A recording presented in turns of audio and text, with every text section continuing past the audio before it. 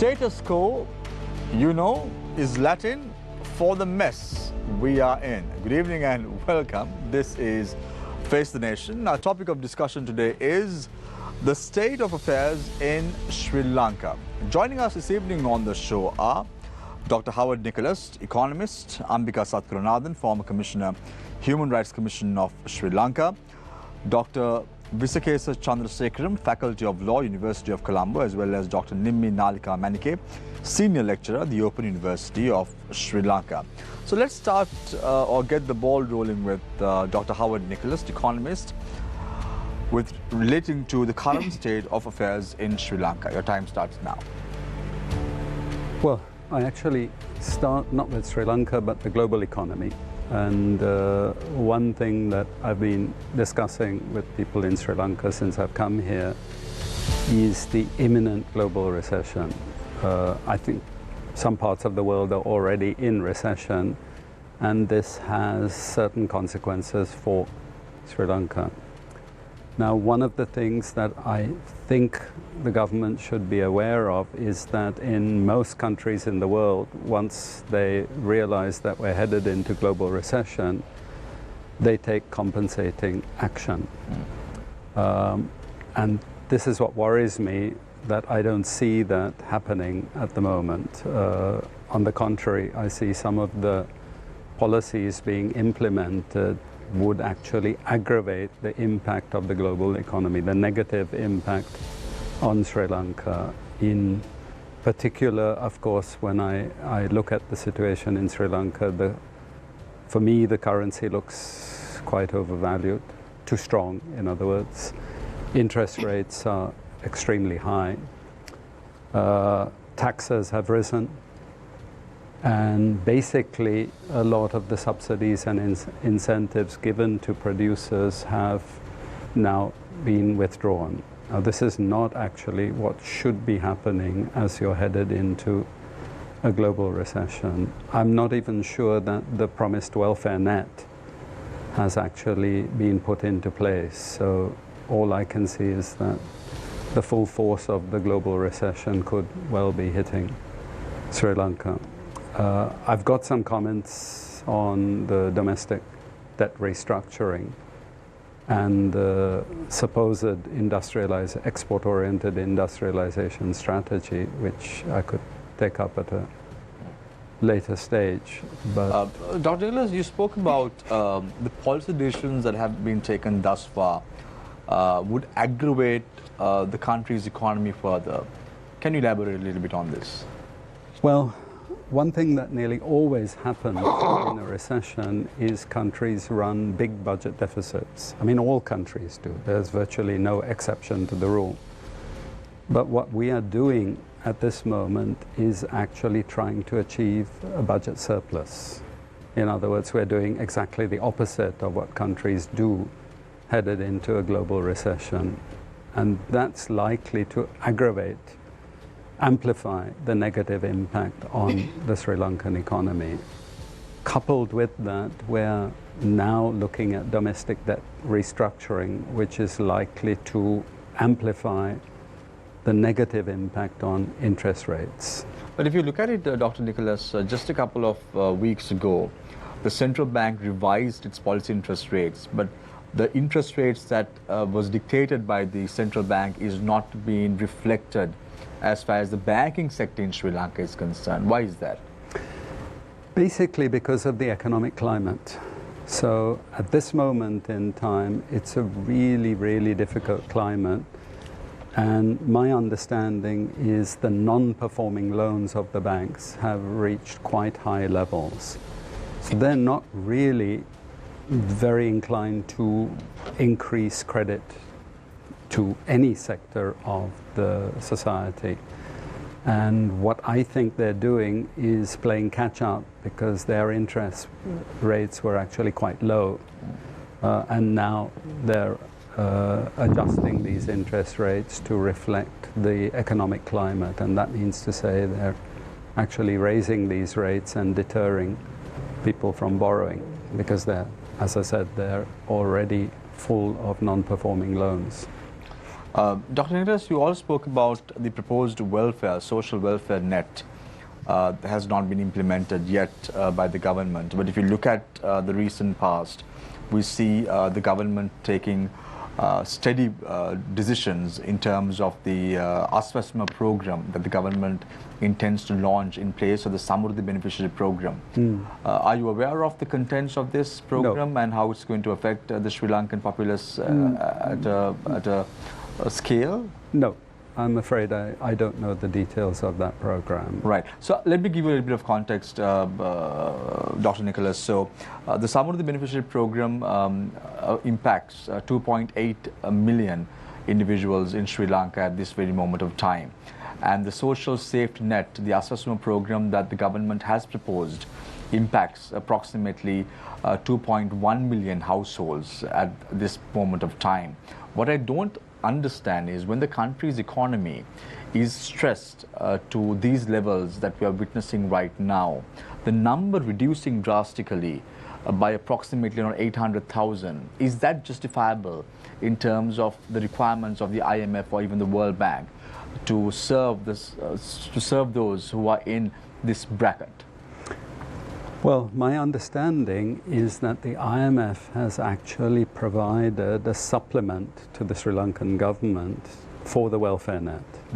So it's that supplement that I would have imagined would be now forthcoming and being used to buffer the negative impact of the global economic recession. Now, I don't know whether that has been released, and I certainly don't have enough knowledge of which programs it was supposed to permeate. But it was a significant sum of money, and it's really the result of the IMF learning from the past that when you have structural adjustment, if you don't have protection for the poor, then the whole policy fails because there's popular resentment. So, Dr. Nicholas, the current numbers based on what the government census and statistics department have released, 35% of the population has now been dragged into the poverty line, below the poverty line. So if you look at related numbers, 2.8 million, you look at 35% out of that is around 980,000, 2.8 million plus 980,000 is approximately around 3.7 million. So actually the government should look at the 3.7 million at hand, and the government based on this program is only looking at 2.1 million. Is that justifiable? I'm not in a position to answer a question like that because it's not an area of my expertise. Perhaps I should put it into some context. About 2001, I was asked by the UNDP to do a poverty alleviation study to look at the impact of adjustment programs on the poor in Sri Lanka. Now, what I didn't like about the terms of reference of that study is that what we're really being asked to do is to use sticking plaster to patch up the people who are damaged by structural adjustment programs. What I prefer to do is to say, why are we in this situation? Why do we have so many poor people? What other people tend to do is they count the numbers of poor. I'm not interested in that. I just want to know, why do we have these huge numbers in the first place? What are we doing wrong in terms of our economic policies? And I think that's where a lot of the problems are, that we keep counting the numbers all the time. You know, I mean, it's this number of old people that are in poverty, it's this number of women that are in poverty, etc. Why are we continuously in the same mess all the time? And I think this is the way lots of these studies and discussions are structured, where we actually avoid that elephant in the room. And I think that's very, very important to address that. I tried to do it in that study, and I don't know whether this is the right forum to say it, but I was told that this was not the terms of reference of the study. They didn't want me to actually say what the fundamental causes were. Rather, they wanted me to come up with recommendations for how we could mitigate the negative consequences of the structural adjustment program. I didn't actually complete the study because I refused to do that. It was completed, but not in my name. Right. Thank you very much, Dr. Howard Nicholas, economist, joining us this evening on Face the Nation. I now move my attention towards Ambika Satkaranathan, former Commissioner of Human Rights Commission of Sri Lanka. What is your take on the current status quo in Sri Lanka? Well, the current status quo in some ways isn't different from the past, because we've already always had a democracy deficit. We've always had corruption. We've always had problems with accountability, independence of institutions.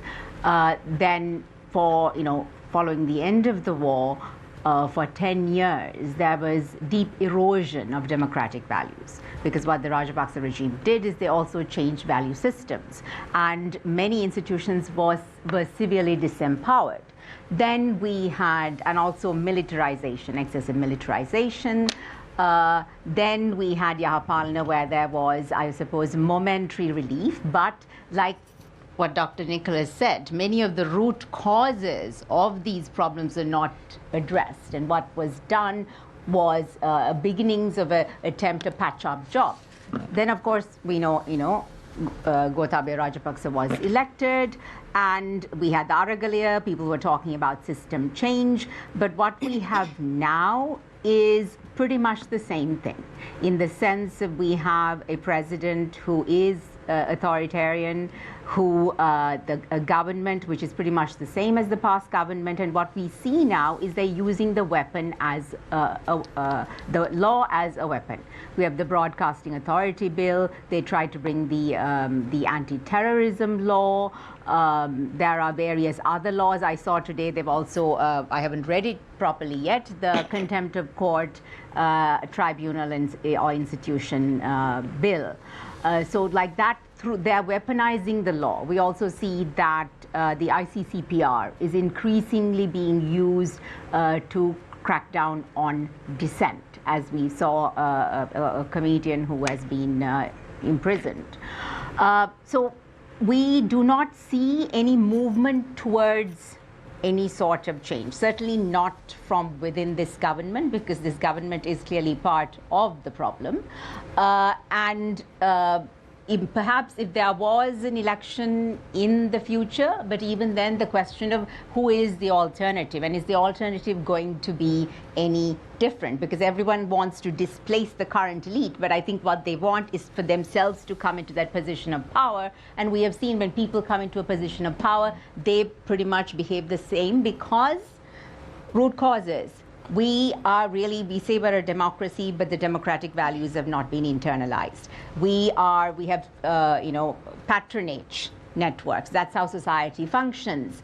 We're a kind of a feudal society, and we have equality enshrined in our constitution, but in practice, discrimination, violence has been normalized. We have police brutality. None of those things have changed.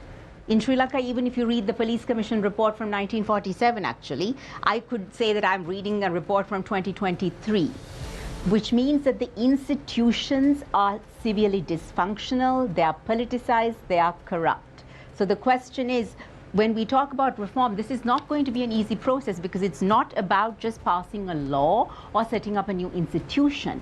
It is about changing culture, social culture, political culture, institutional culture, and changing mindsets, and that is long-term work. No one wants to do that, because that is not sexy, that takes time, that's really painful and long and tedious. But unless you have that, we're just going to be repeating this cycle again and again. Ambika, if you look at your opening remarks, you spoke about how the Rajapaksa regime was anti-democratic and had the hallmarks of a dictatorial regime. Then you spoke about how Gotabaya Rajapaksa came into power. But in 2015 and 2019, there was the Yahapalana government in power. I did also mention that. Right, yeah, but what action was concretely taken? Even if you look at the commitments that was made to the UNHRC relating to the aftermath of the war and prior to what happened, and nothing concrete took place. That's what I said, because the Yahapalana too, there were patch-up jobs. And there were many issues that they were afraid to tackle because they were also afraid of the electoral impact of it, particularly in relation to the Human Rights Council. They co-sponsored the resolution. But they were afraid to implement it because they were also afraid of the electoral backlash in the South, because they would be deemed to be prosecuting war heroes, or they would be seen to be giving in to the Tamils too much. They did nothing about militarization. They did nothing about the informal security apparatus that exists and still functions, particularly the North and the East. You can see them engaging in all sorts of extra-legal action. That happens to this day. They did nothing to dismantle that. So you were part of the Human Rights Commission of Sri Lanka during this period. Yes, Ambika. I was. Everyone was that. And what action was taken back then to rectify these problems? Well, not everything falls within the mandate of the Human Rights Commission. But as I've said openly, even about the Commission, the certain things the Commission recommended. It recommended many recommendations, but it does not have the power to issue orders, which means ultimately it is up to the government whether it implements the recommendations of the Commission or not. If it does not, there really is nothing the Commission can do about it. For instance, even the anti-terror, they brought about another law at that time, right? They didn't even give us a copy, despite the fact 2017, the counterterrorism bill. The CTA, despite the fact that we wrote repeatedly to the then president, who is currently the then prime minister, who is currently the president, Ranil Wickremesinghe. I think we wrote to him 3 times, asking for the copy of the bill, because it is within the Commission's mandate to review the bill and to give recommendations to the government, which they didn't even give it to us. Right. Thank you very much, Ambika Satkaranathan, former Commissioner of the Human Rights Commission of Sri Lanka. I now move my attention to Dr. Visekesa Chandrasekaran, Faculty of Law, University of Colombo. What is your take on the current state of affairs in Sri Lanka? Yes, definitely. We tend to articulate it as a status quo. I think probably because as a nation we were traumatized by what happened in the last 12 months period. So considering the chaos that we have experienced in this time last year and also probably early last year, we think this is normal and this is status quo, and it is actually not status quo, and it's probably a status of decline, as we all seem to agree. Probably we are in a status of a ticking bomb, and I think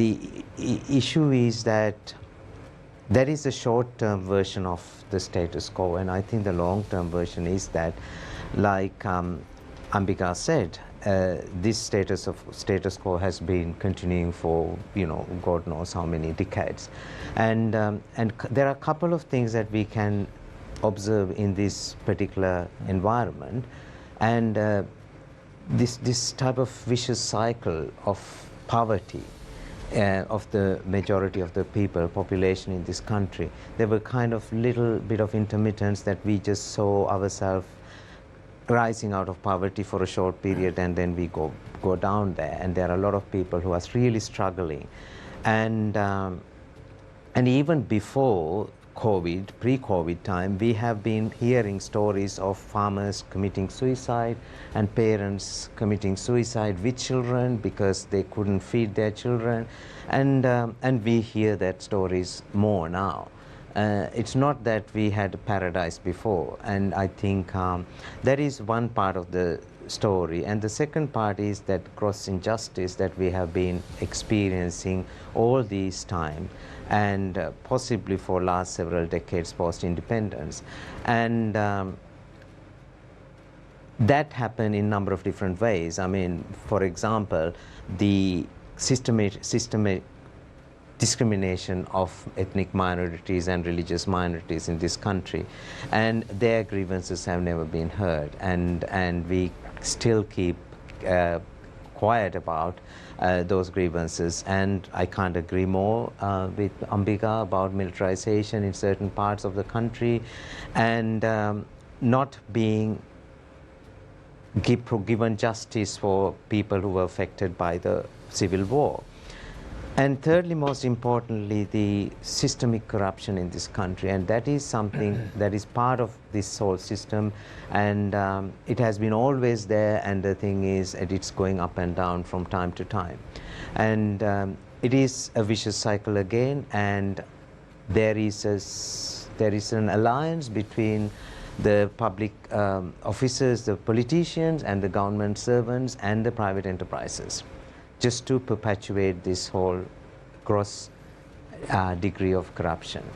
And at the end of the day, I just see it as a rule of law issue, a huge rule of law issue, that we ignore the fact that everybody should be treated equally before the law, and certain elites or certain privileged segments. I mean, actually, there are layers of privileged segments in this society, so from high to the low, and they tend to escape the net of the law, and then they can commit all sort of crimes, particularly crimes against particularly corruption, and then get away with that.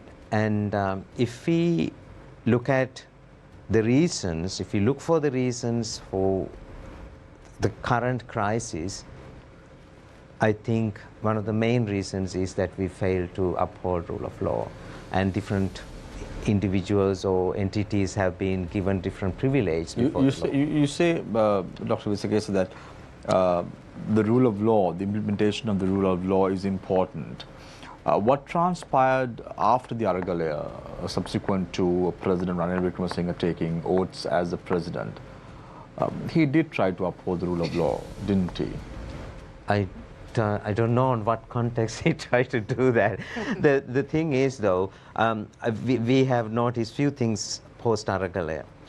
We all know that Ranil Wickremesinghe became the president as a, direct or indirect result of Aragalaya, and what we saw was use of counterterrorism law, which was originally enacted to fight a civil war, being used against student leaders like Vasantha Mudalige, and they have been kept in remand without bail for over 3 months.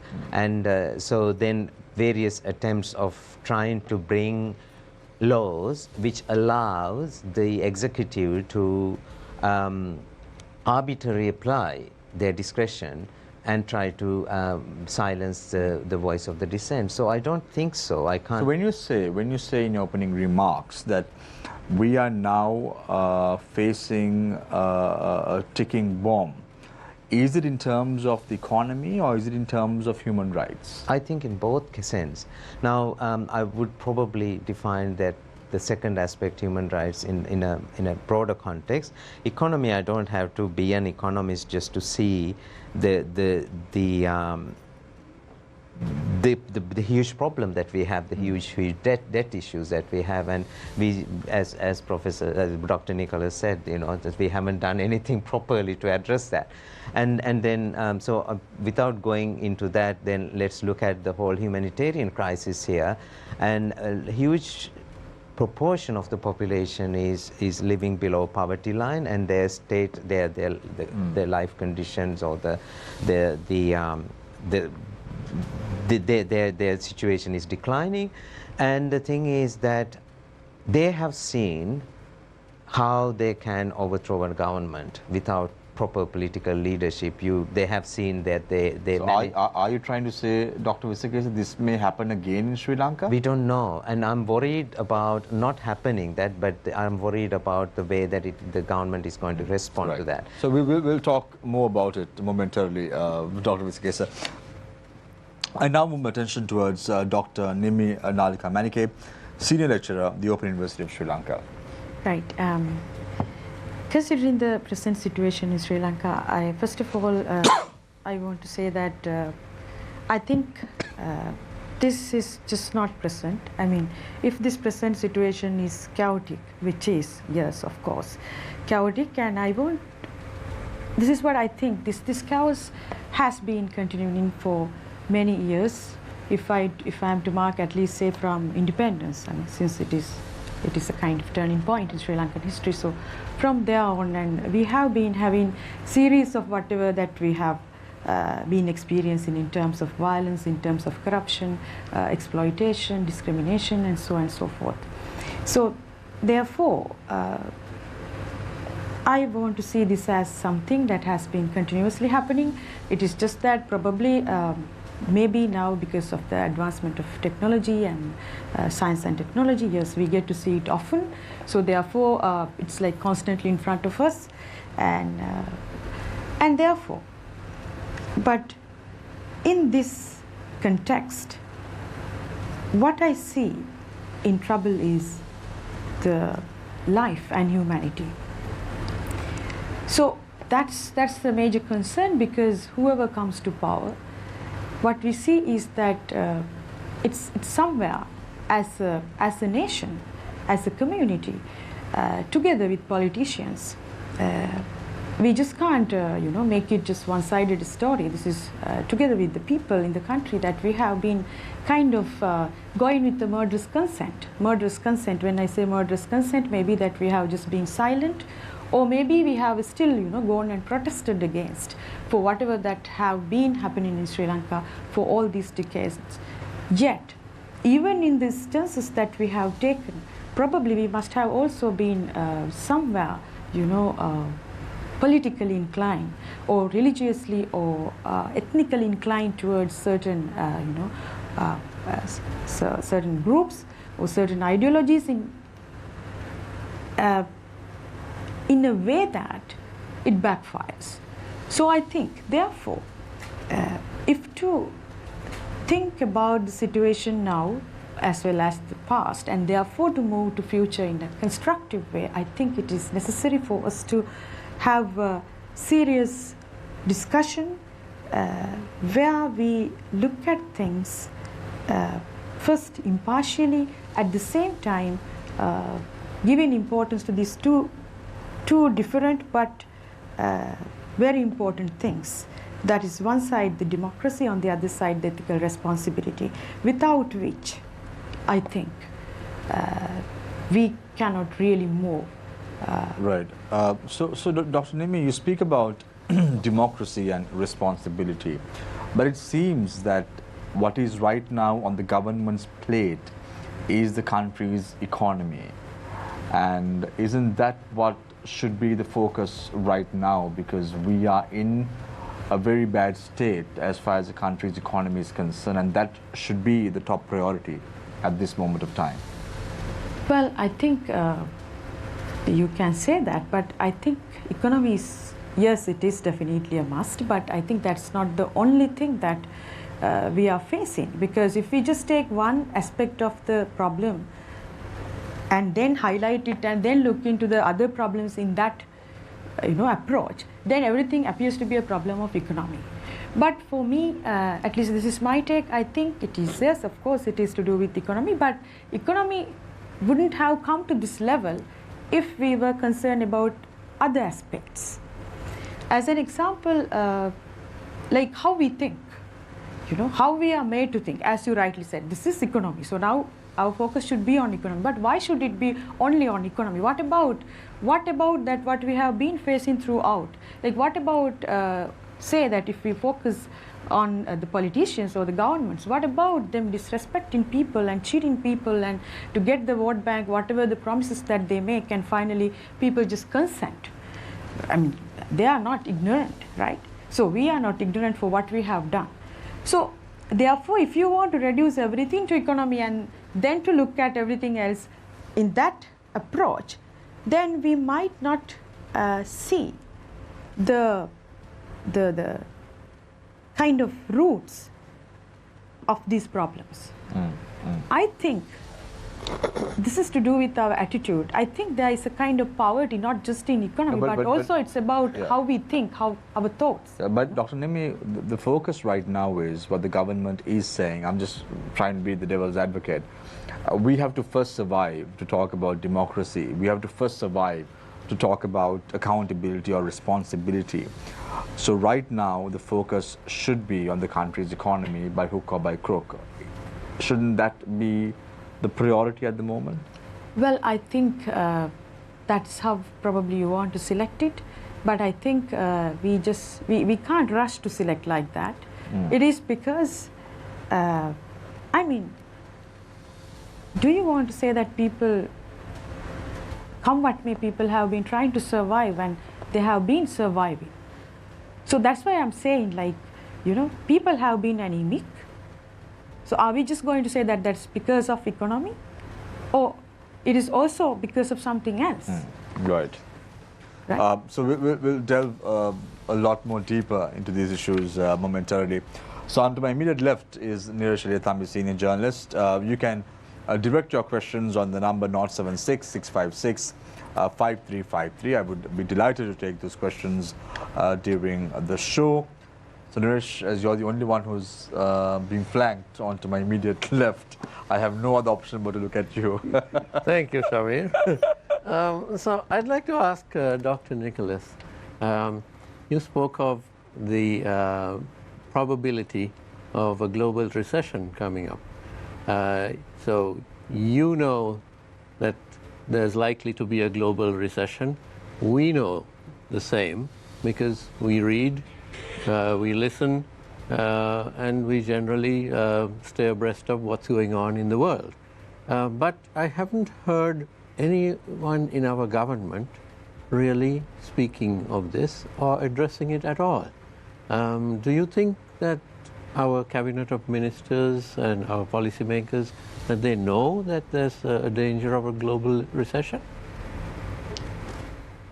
I think, I mean, I can't read their minds, and I don't have any inside information, but I think at this moment in time, there's an obsession with sticking to the letter of the agreement with the IMF. And the IMF, for its part, also doesn't seem to understand that there's a global recession coming and will likely derail a lot of the agreements that they've made with Sri Lanka. Now, what I think is not being appreciated is the immense pain which is already being inflicted on the population. You know, it's not about the recession inflicting pain, it's compounding the pain that has already been inflicted. Now, I think it's what the last speaker said, it's this manic obsession, very narrow obsession with certain economic principles. And that principle is do whatever it takes to adhere to the IMF's package. And I think this is where the cabinet is at this moment in time. They've got a checklist and they're checking one by one. They're not aware of what's happening. They're not aware that policies have to adapt when the situation dictates. And I think that is what is very important.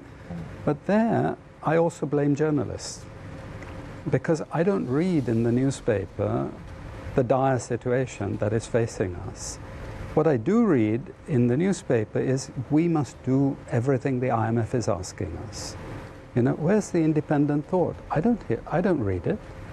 And it's the job of journalists as well. It's the job of academics. I don't hear it from the academics either.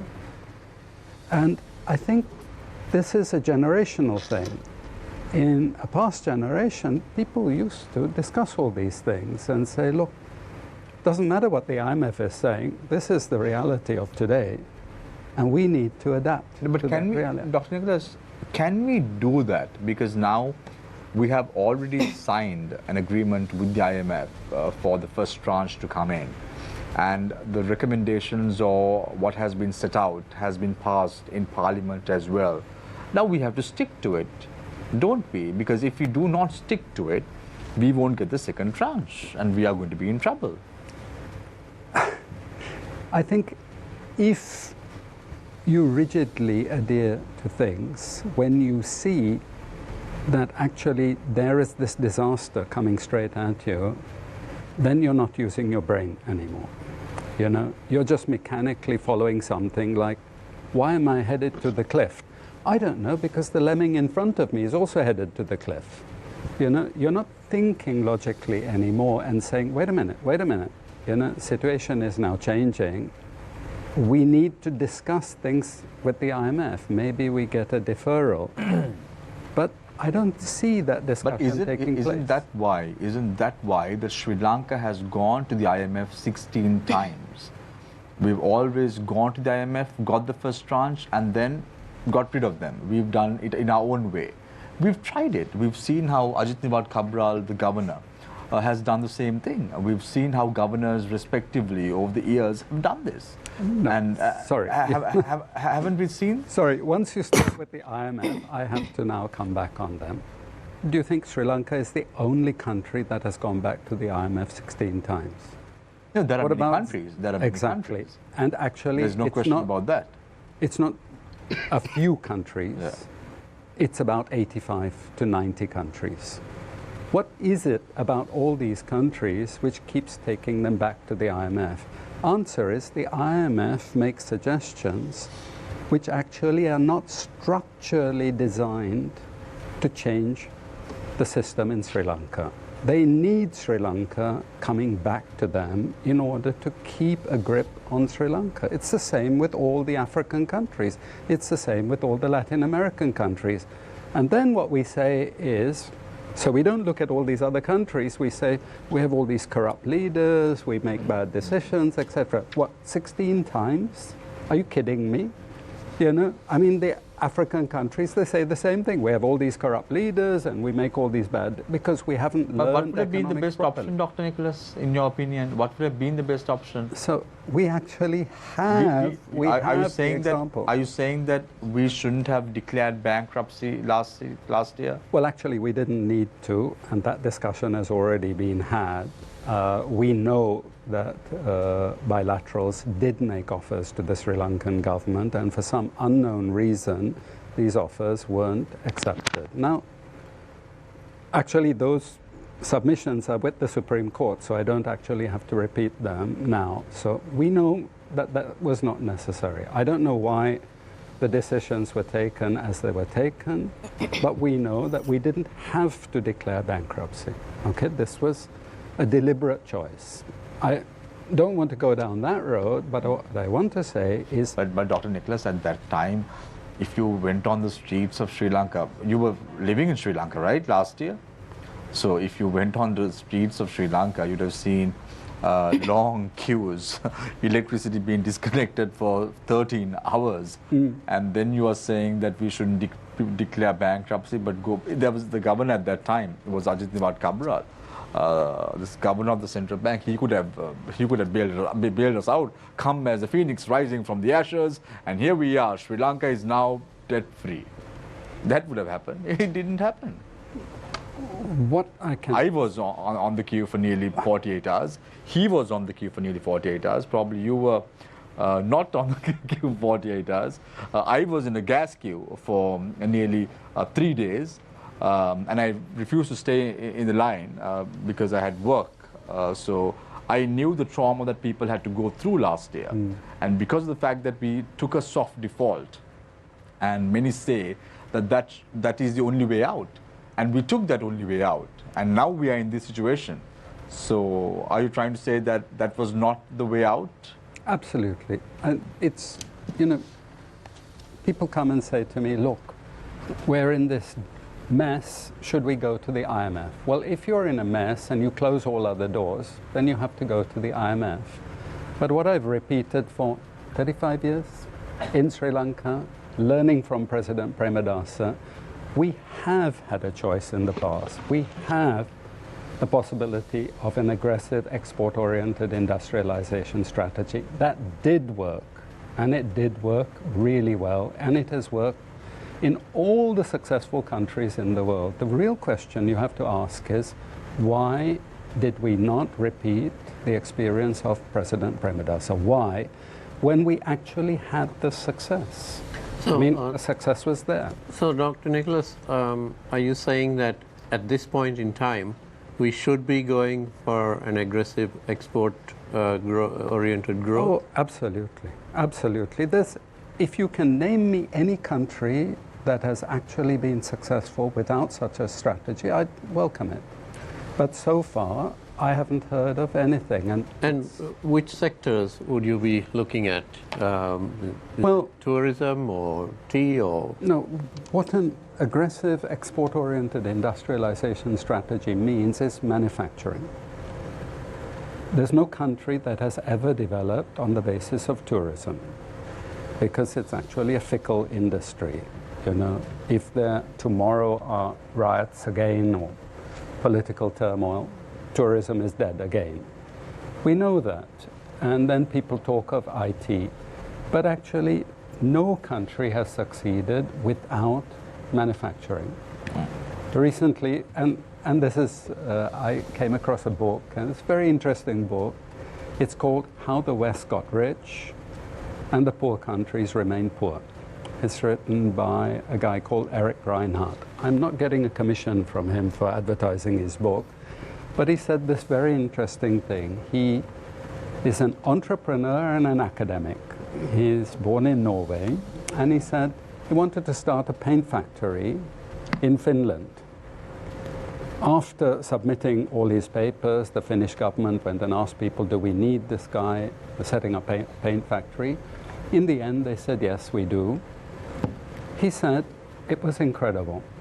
The Finnish government gave him every incentive you could possibly imagine, including several years subsidizing 30% of his wage bill. A few years later, he was asked by the European Commission to help promote manufacturing in Europe, and he got a map of the EU. And he said, what are all these colored pins everywhere on the EU map? Those pins represent all the incentives, all the subsidies, all the tax exemptions, everything you can imagine that the EU is giving all their producers in those countries. In Sri Lanka, do we do even 1/5 of that? Do we do even 1/10 of that? Yeah. No, we don't. Yeah, but Dr. Nicholas, this sounds all nice. It sounds very cinematic when you speak about Finland, when you speak about how things work out and pan out. But let's not forget Sri Lanka. You know, if you look at Ali Sabri, the Minister of Finance at that time, said in April that the Sri Lankan reserves was at $20 million only. And then you are saying that bilateral countries wanted to support Sri Lanka, but I don't know which country that was, because if the bilateral countries wanted to support Sri Lanka, we wouldn't have been on long queues, nor have we had the gas queues and people dying in queues as well. If the bilaterals want to come and safeguard Sri Lanka, that could have happened in December. That didn't happen, did it? No, you see, this is again what people come to me and say, look, you know, we had all these queues and people were really in trouble and so on and so forth, and you are telling us not to go to the IMF. Well, if you block off every other avenue and the only avenue you have left is the IMF, you think I would say you shouldn't go to the IMF? I was particularly critical of Governor Cabral when he just assumed the governorship, and the first thing he said is, I'm not going to go to the IMF. I mean, nobody says things like that.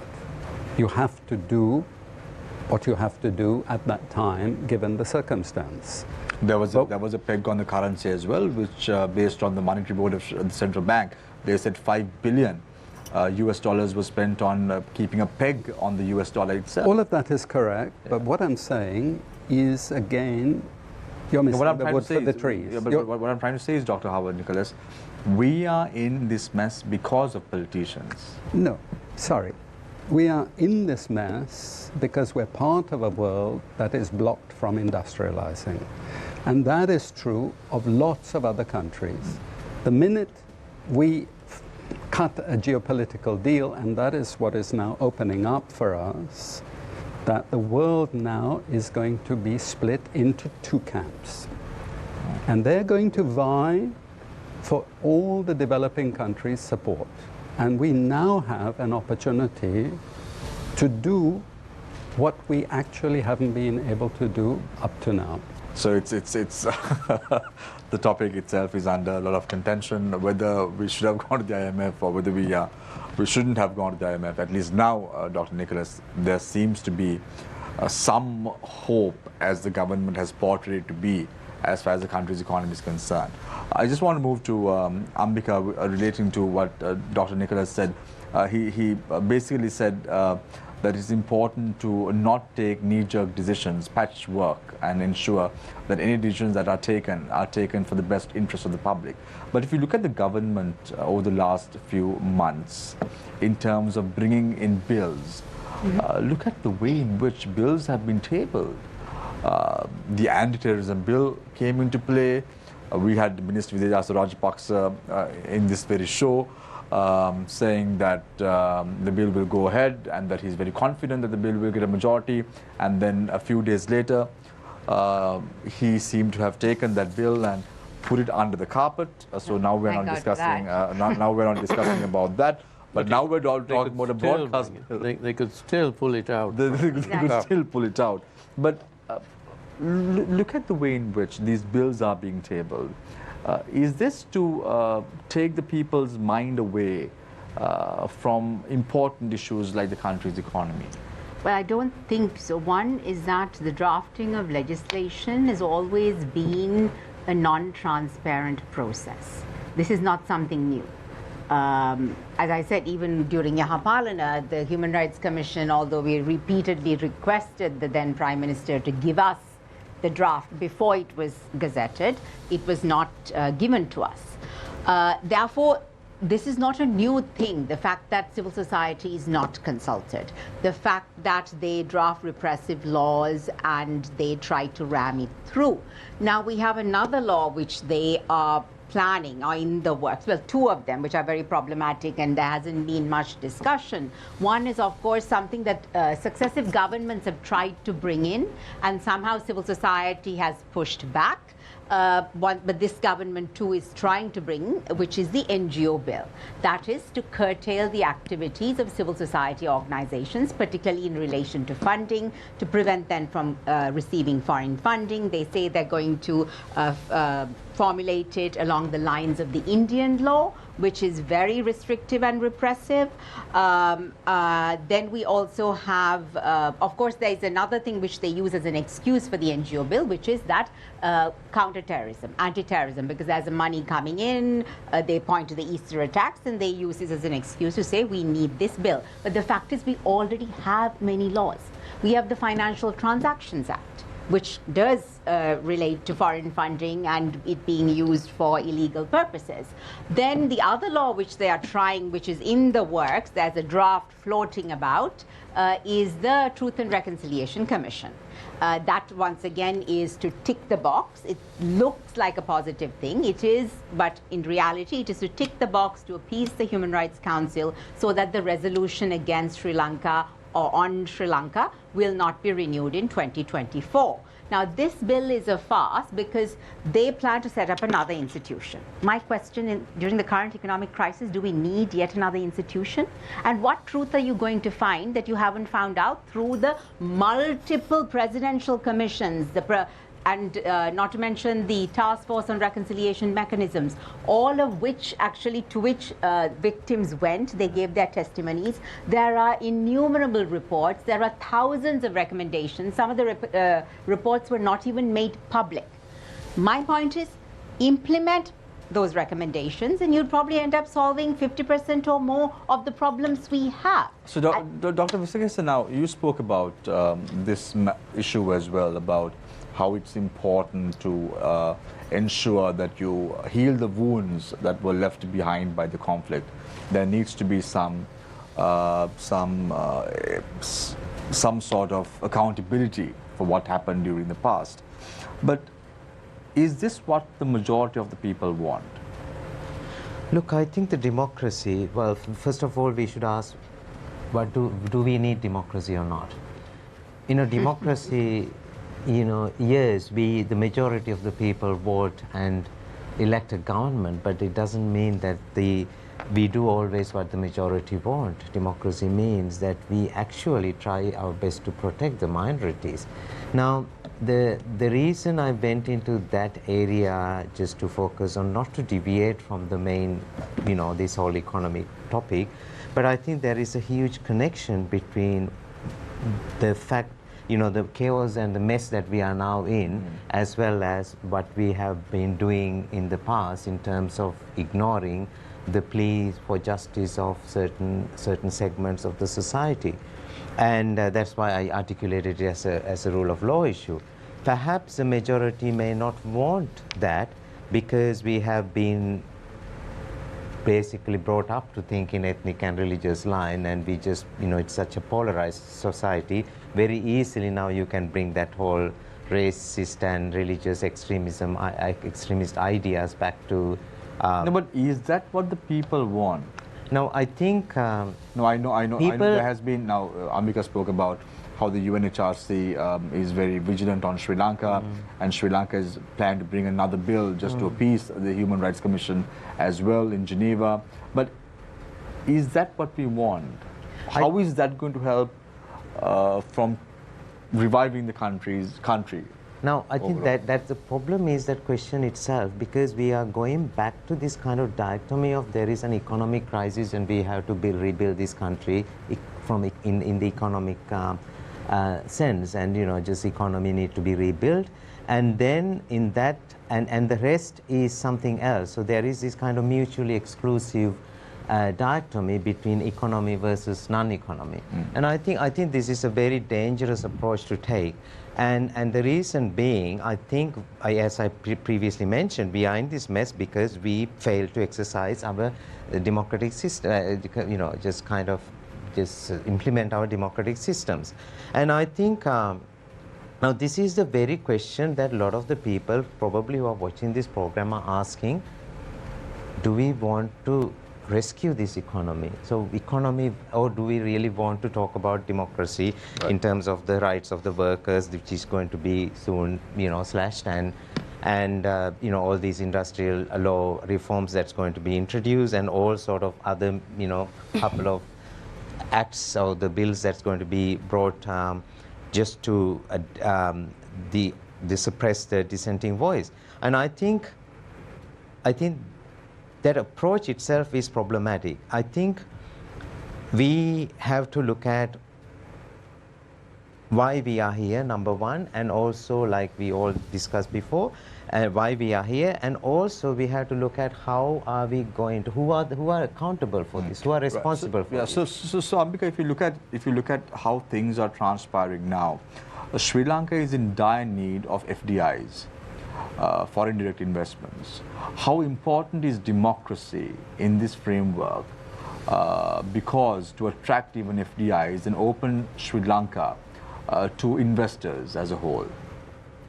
I mean, as Visa said, it is artificial to look at democracy as something different from an economy. What is democracy? Democracy is holding politicians accountable. It is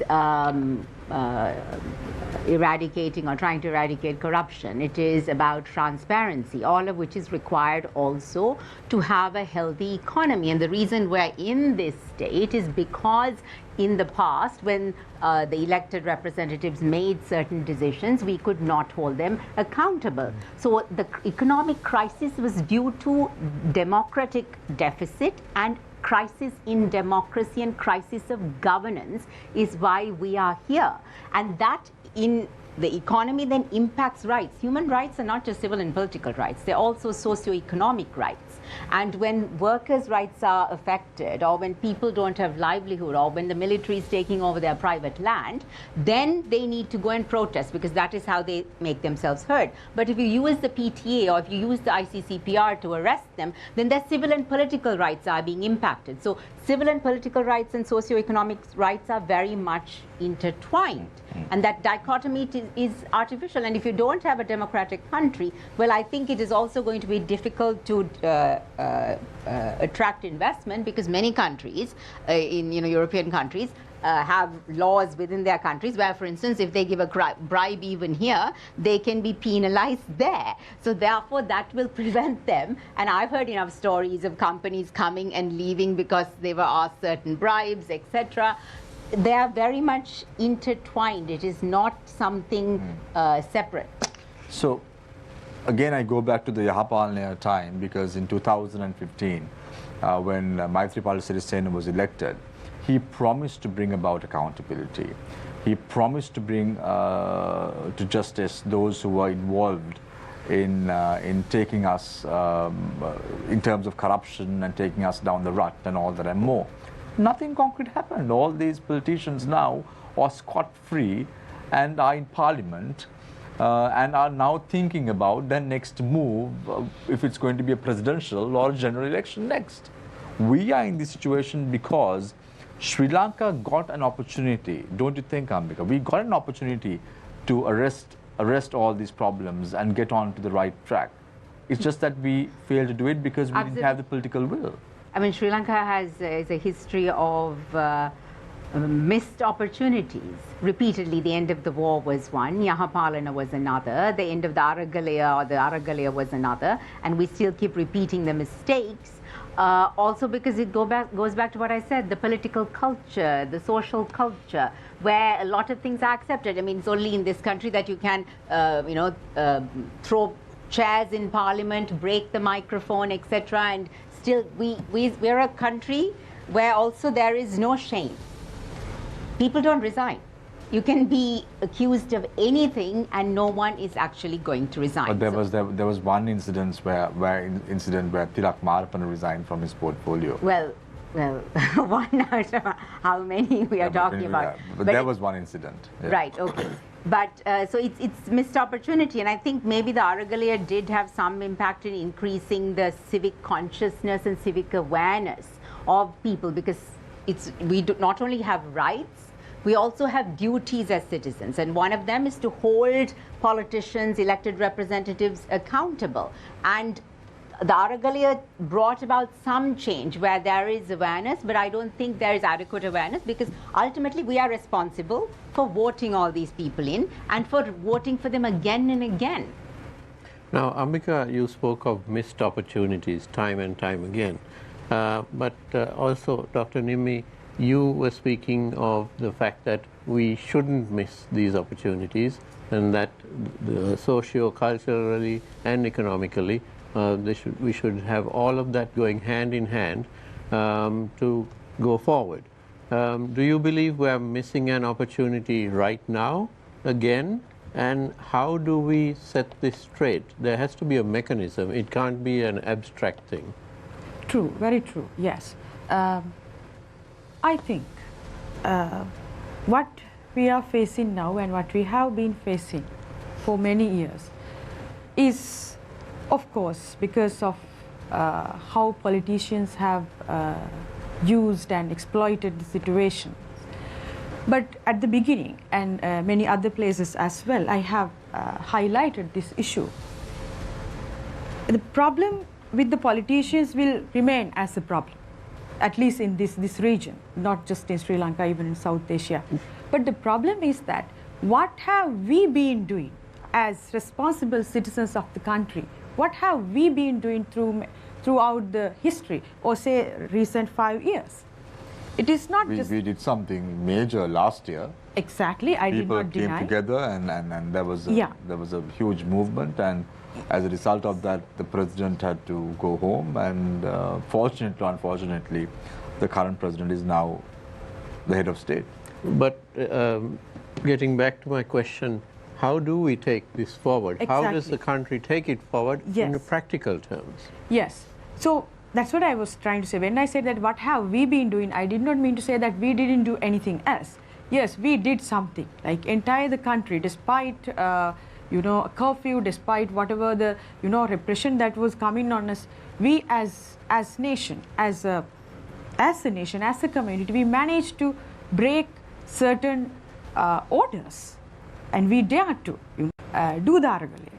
But then what happened was something, because of it was a technical issue, right? From there on, it was to be taken in a different manner, because people could not go beyond that point. It was to be done legally, changing the governments and therefore the politicians and so on and so forth. What I have been trying to say, to you it would look like it is not going to be practical, but what I am going to say is that whatever we want to do, as citizens we have to be conscious, we have to be alert, we also need to be questioning ourselves as far as our grounds are concerned.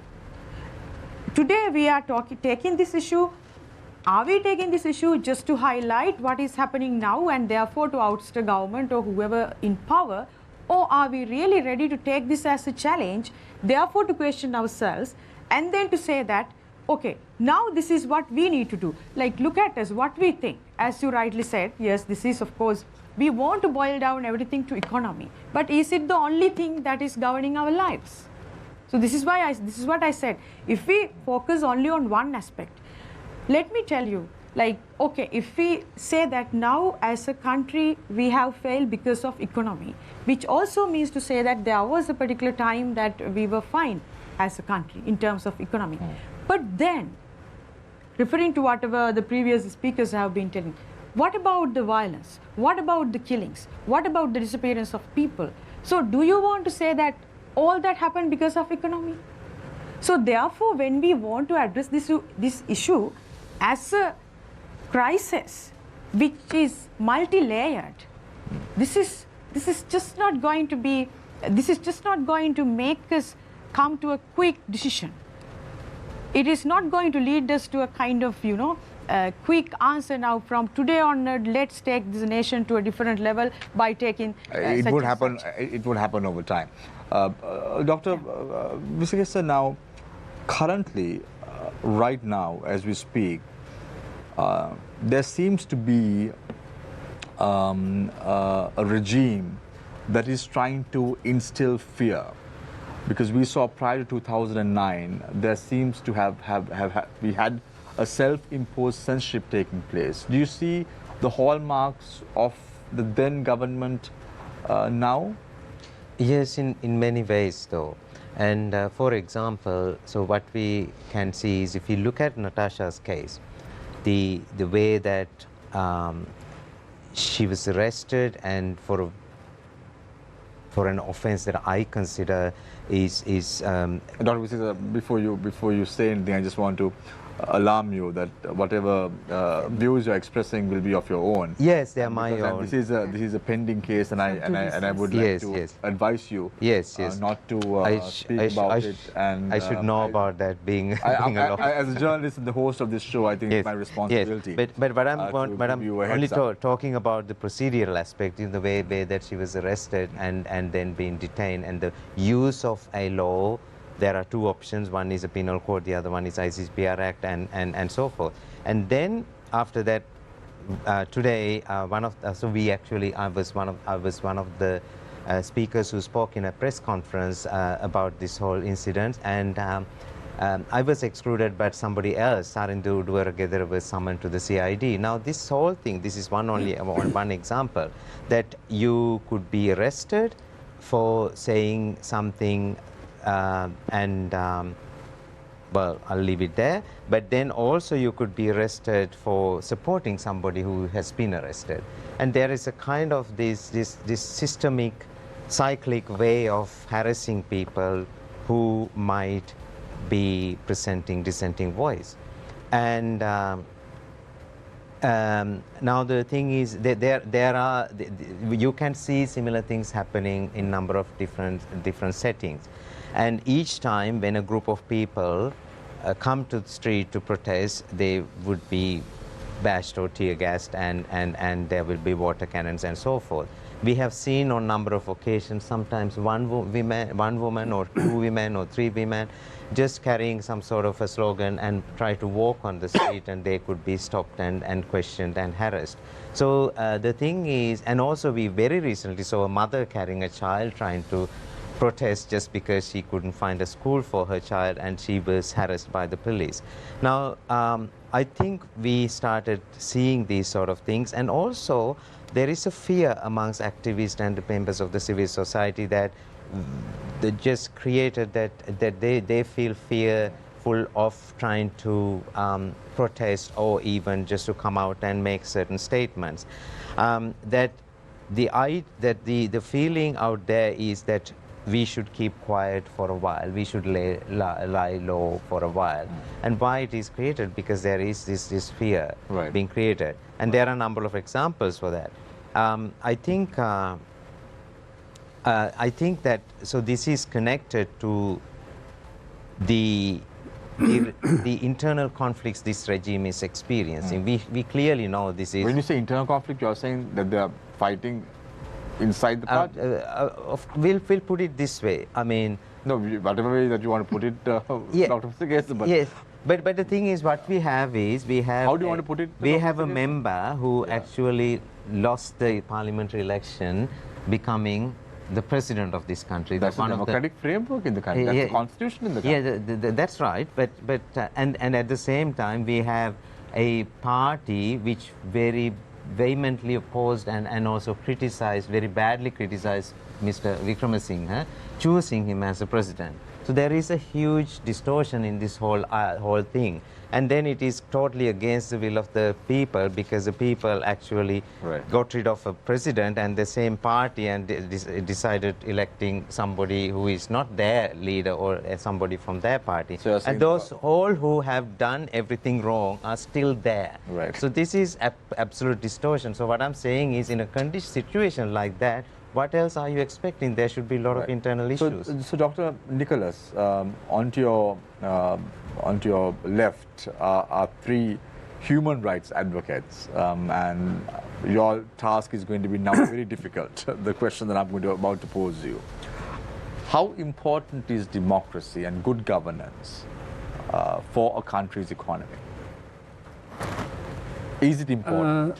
Well, I start with my own approach to economy is that it can't be divorced from politics and society.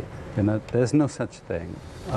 It's just actually a distortion which has entered academia, where people build these abstract models divorced from reality.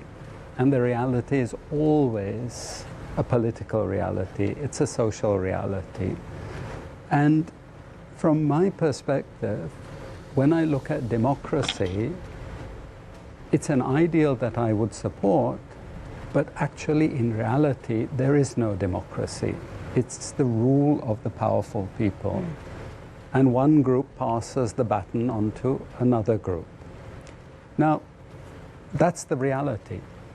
It's not just Sri Lanka, it's most countries in the world. The US is a democracy. Give me a break.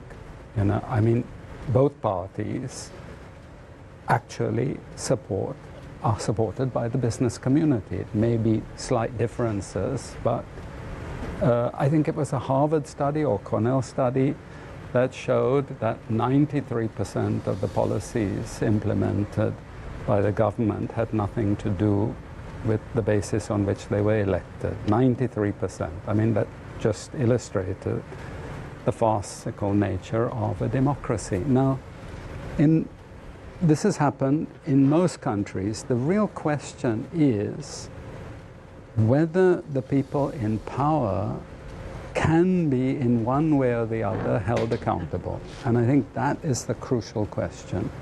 Because this idea, you know, should we have an idealized democracy and so on? Sorry, it's not going to work. You know, rich people will always use their wealth and power to influence politicians, you know, and they will influence policies and so on. However, what we have understood is for countries to have a sustained growth process, they actually need to come to a consensus. They need to include the population. And I think that hasn't happened in Sri Lanka. And I think it's really about inclusiveness. Do we have a system which is even remotely inclusive, and I don't think so. I don't think so. And do we have a system, Ambika, remotely at least inclusive? Not at all. In terms of Have we ever? I don't think so. No, maybe not that I can think of. But also in responding to both Visa and Dr. Nicholas about that, what he said. Your question about climate of fear. That is something that has always also existed at different times in Sri Lanka's history, but particularly well constructed by the Rajapaksas after the end of the war. That kind of security mechanism where the TID, the CID or the military intelligence visit your home, they follow you, they stop you, they take photographs, they turn up at your institution, they harass you, they call you at 10 p.m. has been happening in the north and the east since the end of the war. It is new to the south. Started happening here only after, Gota was elected, and then we had the Aragalaya. So it is not something new, which brings me to my point that when something happens to one part of the community, it is good for everyone to be concerned about it because it is going to hit you at some point or the other, which is what has happened in relation to this.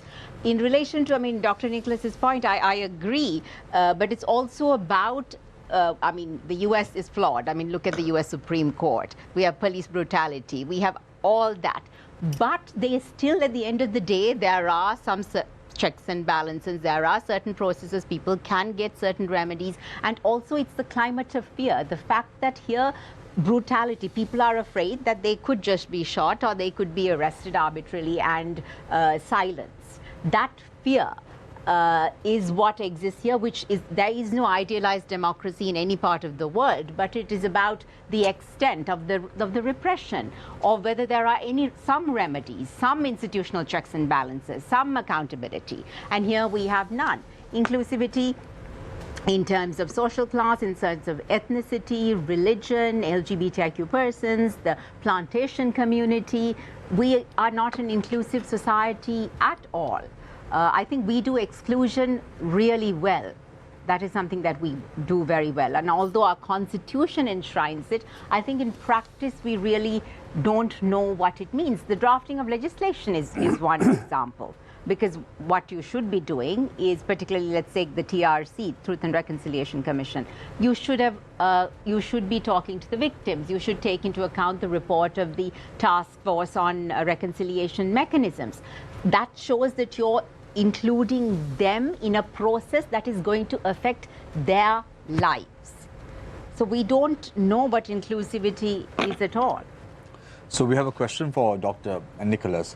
What do you think, in your opinion, the real rate of the exchange Sri Lankan rupee, vice versa, the US dollar? Somebody asked me that about 2 hours ago. I don't know. Do I look like somebody that immediately...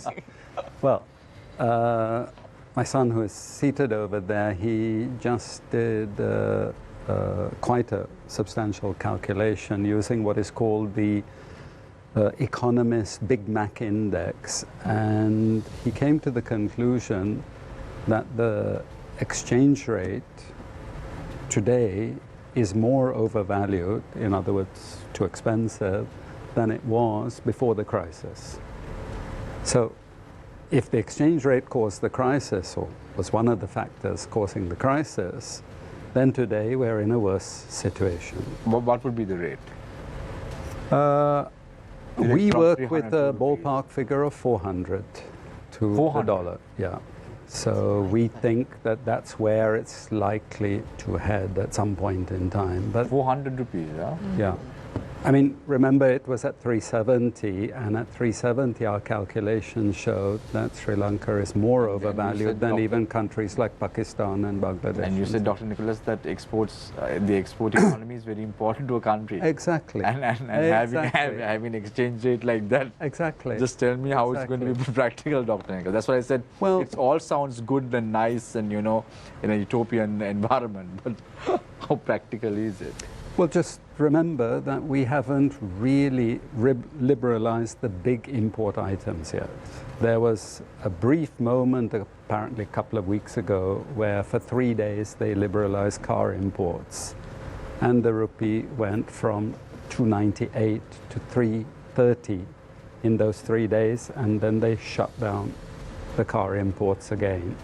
So once that liberalization of the big items takes place, once we have to start servicing the arrears of debt, once we have to do some of the amortization, I know that we're being given a grace period, then you will see the rupee move to its proper level. But Dr. Nicholas, we are constantly told that in 25 years, in 2048, we will be a developed nation. Of course, we're not told much about what's going to happen. President Ranil Wickremesinghe said that. Yes, he did. Yes, several times. Yeah. Yes. I'm just reminding you. Yes, and you know, I think you and I will be in our dotage even at that time, and I don't know where the president would be at that point. 2048, yeah. Yes, but is there any roadmap at all for, you know, even for the next 5 years, let alone the next 25? Because I don't you see the there's- status quo right now, and you know, then you're talking about the rupee perhaps going to 400, or it should be around there, and we don't know a year from now what the situation will be. So your question is, have I seen a roadmap? My answer is no, I haven't seen a roadmap. Do you think the government has a roadmap? Well, their roadmap is stick as rigidly as you possibly can to whatever the IMF has asked you to do. That's their roadmap. But the IMF never said anything about 2048. No. But, you know, if somebody asked me, I would always play safe. You know, in 2050, this is going to be the situation. I'm dead by then. But being serious about it, I keep going back to this one point. So Throughout 2048 history, is not very serious. sorry, throughout history, the rich countries always sell dead rope to the poor countries, always. It started with Britain, and they sold dead rope to the United States and Germany. They told Germany, look, you can be a coal producer and you will become as advanced as us. They told the US, be a grain producer. And it was all their academics. Now the US tells developing countries, no, you produce raw materials and basic foodstuffs, you will be rich like us. We're still waiting. Of course, we know that's not going to happen, but what happens after a certain time is groups within our country, they repeat the same lies. They repeat the same nonsense. And basically we don't go anywhere. What they're doing is they're echoing the words of the dominant powers that want us to keep producing what we are producing. They want us to have tourist industry. They want us to basically produce essential food items and raw materials. In our case, we don't have that many raw materials, but I've been told that Sri Lanka can become an agro-industrial power. That's what I've been told recently. In other words, Agro-industrial power, what are we going to export? yes, well, so far I haven't seen anything. I mean, I'm not against agriculture. I think you need a very solid agricultural base for any industrial strategy. All the successful countries have had good domestic food production sectors. At least, Dr. Nicholas, we were self-sufficient in rice. Exactly. Until the fertilizer crisis took place. And now we're talking about an agriculture industrial strategy. I don't know from where to laugh, unfortunately, Nilesh, you know. I really don't know what that strategy is, Dr. Nicholas. And what I wanted to do is come back to the point you made earlier. You see, what I hear repeated all the time is this fear campaign. Do you want to go back to the dark ages of us being in petrol queues and so on and so forth? You know, we frighten the population, and then what we say is, if you don't, you accept the IMF's policies. You know, in other words, out of the frying pan, into the fire. Which one do you want to choose? And I think that once you're in that situation and you've inflicted fear on people, they're not thinking rationally. Has this worked in any country at any time? Has it? Right. Let me ask you a very simple question, Dr. Nicholas, before we go to the final round. Can the present leadership in Sri Lanka take us out of this mess?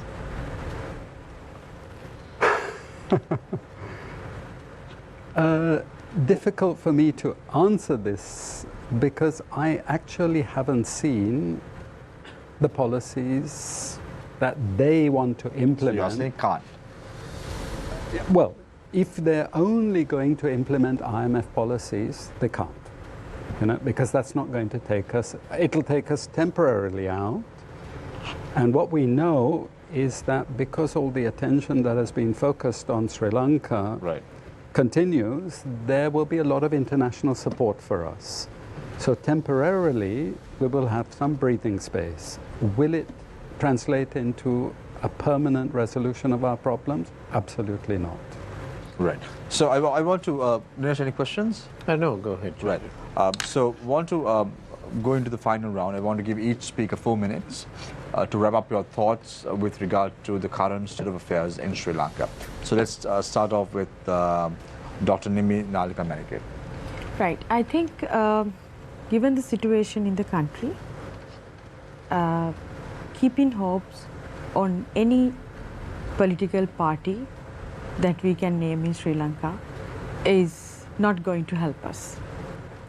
It is because they have been there throughout and we cannot see anything done to take care of the nation, to take it ahead. So therefore, I want to highlight the very fact that as people of this country, as citizens of this country, we have a responsibility to change this system, not just by changing political, say, parties, rather to come out of this vicious circle of practicing violence against whatever the communities, therefore dividing the country, I mean, not just geographically, but as a population, just highlighting the categorical existences of people. So therefore, I think it is high time for people to be aware of what is happening, and then thereby, I think, I want to highlight this fact that media having a huge responsibility to bring out these issues, not just to highlight or not just to attack a particular group or particular community, rather to bring all these issues as truth that we are facing as a nation, therefore to make people aware and then to ask. For that, I think we just can't start from somewhere above. We also need to, these are going to take, of course, these are going to take time, but we need to focus on the content of the education that we have, the policies that we have, as well as the advisory bodies, the people who are in the advisory bodies to these politicians. Because politicians will always go with the popular idea and they seek popularity. But what about the people who advise them? What kind of advices they have been making? So maybe they are intellectuals, maybe they are civil servants, but who is ready to question them?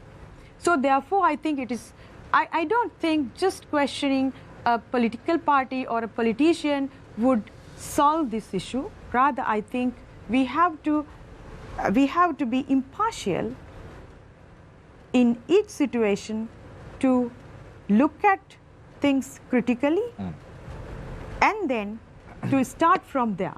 But that, of course, as of now, it looks vague, but if we are not ready to question ourselves, our own grounds, even this particular discussion, then I don't think that we can anyway move far. Right. Thank you very much, Dr. Nimmi Nalika Manike, Senior Lecturer at the Open University of Sri Lanka. I now move my attention to Dr. Visikesa Chandrasekaram, representing the Faculty of Law, University of Colombo. So I think what is important is that we know it is going to be painful, whatever the economic pathway that we're going to take. We are already suffering some pain, but I think what is really important for the people and for myself, that I am ready to undergo that pain only if everybody is ready to do that. There are people who should be held accountable for this present crisis, are enjoying full impunity and not going to face any consequences. and they should be brought to justice, and also the politicians, the privileged class, and they all have to bear the cost and the brunt and the portion of their sufferings like we do. And secondly, I think the IMF and the international community and all these international players should not undermine the democracy of this country. And although we don't have a full democracy, this is, they need to protect, they need to focus on the fundamental rights of the people and also the democratic institution of the people. So if they are asking us to follow the certain roadmap, that is, in this case it's IMF roadmap, I think it is still important that they do not lose the focus of human rights, and so they can keep influencing the government on protecting the human rights. Now there are, I think, 4 things that we need to look into in this whole discussion. One is, what is our economic choice, the choice for economic plan. And I think there seem to be, according to this discussion, there seem to be something more than the IMF roadmap, and we have to think about those other options as well. There should be, perhaps there can be times that we have to say no to certain IMF demands. And secondly, I think we have to basically remedy all the corruptions, past, present, and future. By what I mean is that those who are responsible for corruption, cross level of corruption, should be punished. And also we have to have systems that's not going to happen in the future. How are we going to do that? That's a very long discussion. And thirdly, I think we should not lose the welfare protection and also the rights we have earned so far. Particularly I'm talking about rights of the workers that we are likely to lose, and also all other rights that we have earned in the past. And finally, I think we have to make sure that we protect the most vulnerable segments of our population, most poor, most vulnerable, and segment of our population need to be protected whatever we are doing. Thank you very much, Dr. Visakhesar Chandrasekaram. The pain is coming, Dr. Visakhesar. Yes. Don't worry. I'm not going to take it by myself. We all have to take it, and including all those people who are running this government. And for some people, the pain has been there for a very long time. That's right. And they're going to suffer even more. Yes. I think that is something that we should not forget. Ambika.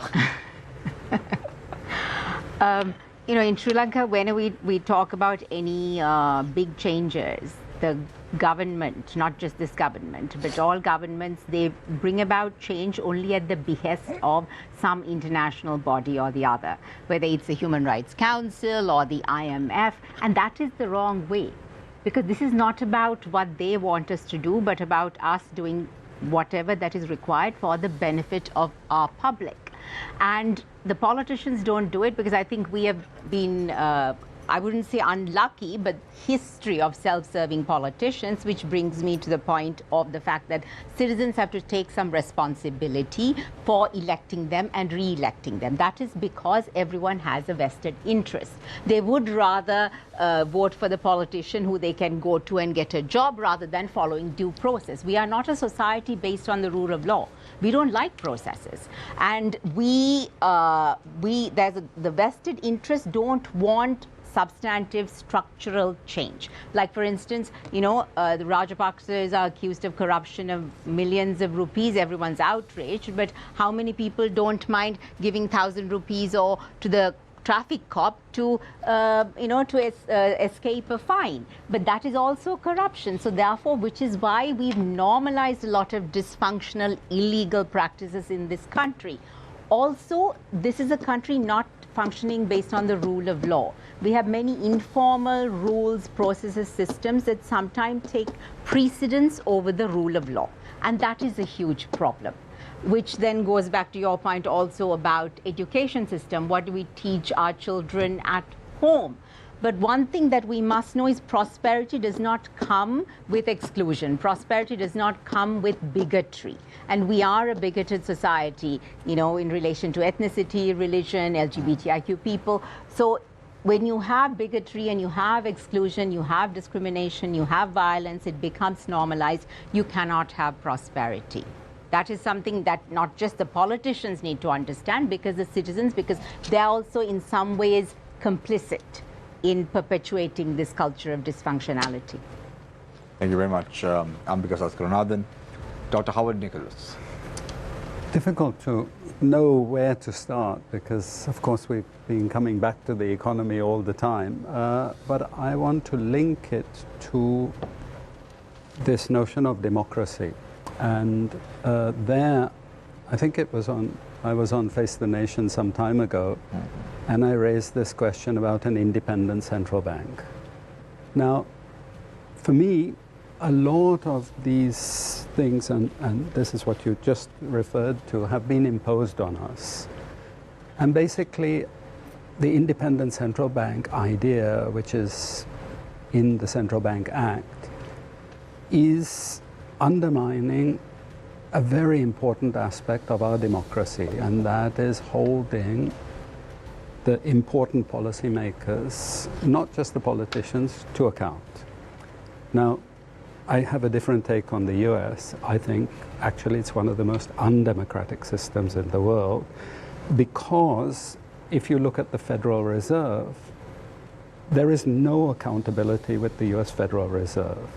They're only accountable to the rich elites. We've just heard 2 days ago that in the recent bank crisis, they actually transferred another $12.3 billion to the private sector.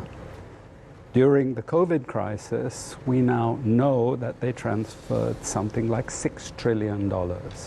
Now they want us to have an independent central bank that actually will not be under the democratic control of Parliament. No matter what they say, it's not going to be the case.